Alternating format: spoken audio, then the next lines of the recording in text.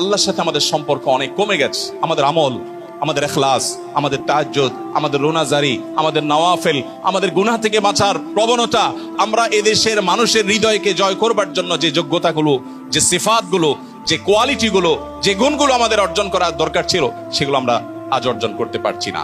যখন এ বিশ্ব মুসলমানরা শাসন করেছে, তখন মুসলমানদের ওলামা একরামের যে গুণ ছিল, আজ সেগুলো থেকে শত সহস্র মাইল যোজন দূরে আমরা চলে গেছি।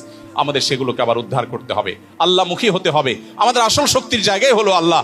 আল্লাহ যখন আমাদেরকে তৌফিক দিবেন, তখনই আমরা কাজ করতে পারবো। এই জন্য আল্লাহর সাথে সম্পর্ককে সুনিবিড় করার প্রচেষ্টা আমাদের মধ্যে অব্যাহত থাকতে হবে। আমি 8টি পয়েন্টকে আবার বলে দিচ্ছি। 1, আমাদের নিয়তগুলো বিশুদ্ধ হতে হবে। কেন আমি কাজ করব, আমার উদ্দেশ্য আসলে কি? আল্লাহ সন্তুষ্টি ছাড়া বৈষয়িক কোনো বিষয় যেন আমার মাথায় না আসে। নাম্বার 2, আমাদেরকে ইসলামের বেসিক বিষয়ের যে জ্ঞান, ইসলামের ইতিহাস, কোরআন এবং হাদিস সম্পর্কে গভীর পাণ্ডিত্য অর্জন করতে হবে। ভাষা জ্ঞান নিয়ে দাওয়াতের ফিল্ডে যদি আমরা নামি, ইসলামের লাভের চেয়ে ক্ষতি বেশি হতে পারে। নাম্বার 3, জাগতিক বিষয়ে আমাদেরকে সম্যক ধারণা নিতে হবে। আজকের পৃথিবীতে কি চলছে, মানুষ কি ভাবছে, কোন আদর্শ, কোন নীতি চলছে, সেগুলো আমাদেরকে রপ্ত করতে হবে। নাম্বার 4, আমাদেরকে জানা বিষয়ের উপর আমল করতে হবে।